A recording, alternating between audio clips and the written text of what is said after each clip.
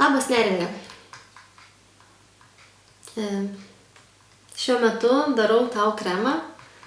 Iš tikrųjų norėjau taip atsidėkoti tau už tą palaikymą, už tai, kad kosmetikos pasakos Facebook puslapyje rašei komentarus, kurie iš tikrųjų man buvo labai naudingi ir manau, kad ir toliau bus naudingi, nes visada įdomu sužinoti, kuo domisi mamos, kokie klausimai apie mažylių kosmetiką joms įdomus. Ir ten tu rašei, kad tau įdomu, kaip prižiūrėti kūdikio odelę, todėl jau pagaminau tavo kūdikėliui Nikui kremuką. Jis yra skirtas labiau sausėjančios tokios odos priežiūrai, tad jeigu atsiras kažkokių sausėjimų, netgi galima gydyti, kai sausėja kūdikio lobelė, patepti ją. Taip pat jeigu atsiranda iššutimų ar paraudimų, tas kremas odelę nuramins, pamaitins, sudrėkins.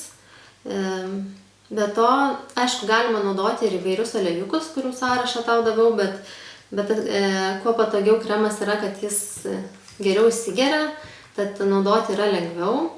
Be to, jame įlašinau lašelį levandų eterinio aliejaus, kuris odelę nuramins ir taip pat netgi nuramins patį kūdikėlį. Tad jeigu jį migdysi ir prieš tai būsi patepusi kremuką, tai greičiausiai, kad jis užmigs greičiau.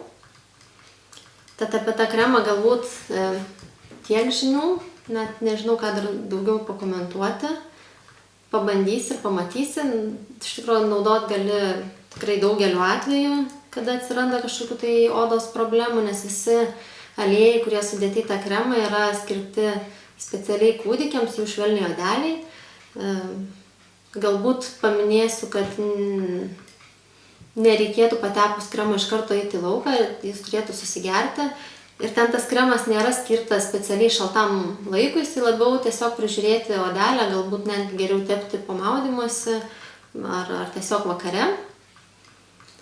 O dabar gaminu kremuką tau.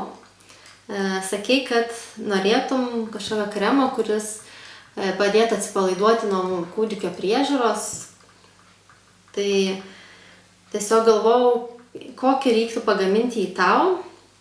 Na ir kadangi esi tikrai labai moteriška, tokia žavinga ir kad tas moteriškumas spindėtų, kad tas kvapas tai primintų, gaminu tau rožių kremą žiemai.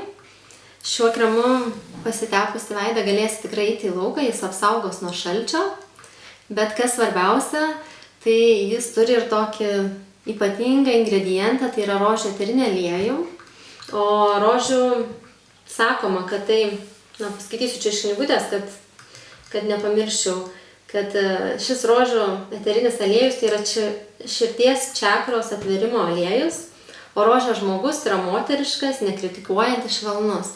Kadangi būtent tokią tave įsivaizduoju, tai nusprendžiau, kad būtent šis kvapas tau labiausiai ir tiktų.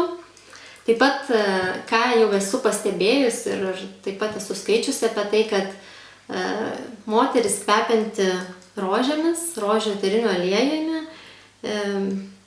gali pavergti bet kurio vyro širdį ir bet kokiems norams vyras negali atsilaikyti. Tai kai norėsi gauti daugiau dėmesio iš Ramūno, atplėšti jį nuo klientų, nuo darbo, tiesiog pasitep to kremo ir pamatysi, kaip jis neatsilaikys tau. Tad dabar tas iškilmingas momentas, kai lašinsiu lašelį rožės eterinio aliejaus, jį laikau tokiam atskirai nuo visų. Jį parsivežiau tiesiai iš Bulgarijos, lankiausi fabrike, kuriame jis gaminamas, taip pat netgi rožių laukuose skyniau tas rožės. Todėl man šitas aliejus tikrai labai ypatingas ir tik tai į ypatingus kremus jį dedu. Vienas lašelis. Teks truputį jį pašildyti, nes šaltas jis sustingsta. Per tą laiką dar pamaišysiu kremuką.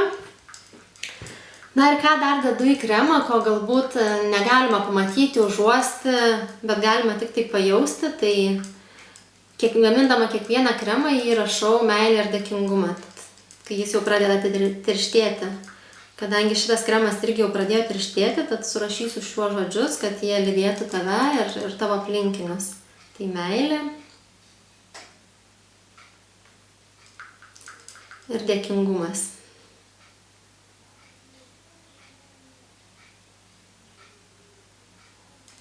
Na štai. tą užrašą užrašysiu dar 2 kartus, nes šiaip visą laiką rašau 3 kartus, kad kremas įsimintų. O šiuos žodžius iš tikrųjų sugalvojau ne šiaip sau užrašyti, skaičiau knygą apie tai, kokią žinią neša vanduo, ir ten vienas japonų mokslininkas darė eksperimentus ir pastebėjo, kad jeigu į vandenį užrašomas žodis, kuris yra teigiamas, tai kaip meilė, dėkingumas, laimė, džiaugsmas ar kiti žodžiai, ir jis tą vandenį užšaldydavo ir paskui žiūrėdavo pro mikroskopą ir būtent kai būdavo užrašomi tokie žodžiai, susidarydavo tobulos formos snaigės. O kai rašydavo blogus žodžius arba jeigu šalia pykdavosi žmonės, būdavo bloga energija, tai arba iš visos nesusidarydavo jokios snaigės, arba jos būdavo tiesiog negražios, netobulos, tokios keistos formos. Tai todėl kremas yra, kadangi pusė jo yra taip pat vandeninė dalis, tai taip pat tikiu, kad jame įsirašo ši informacija ir dėl to kiekvieną kartą įrašau šiuos žodžius. Ir toj pačioj knygoje iš tikrųjų rašė, kad būtent šitie 2 žodžiai, meilė ir dėkingumas, tai juos rašant likdavo pačios tobuliausios snaigės. Turbūt nebereikalo, nes tai ir yra svarbiausi gyvenime dalykai, kad mes mylėtume kitus, kad mus mylėtų, kad jaustumės dėkingi, kad kiti būtų dėkingi mums, nes tai reiškia, kad gyvename tokį gyvenimą, kai aplinkui žmonės yra laimingi. Na, štai jau suskystėjo eterinis aliejus. Lašinau 1 lašelį ir toliau išmaišysiu. Na, tai tau, aišku, gero naudojimo šio kremuko ir gero naudojimo kūdikių kremuko likučiui ir linkiu tau ir tavo šeimai meilės ir dėkingumo, kas turbūt yra svarbiausia šiam gyvenime.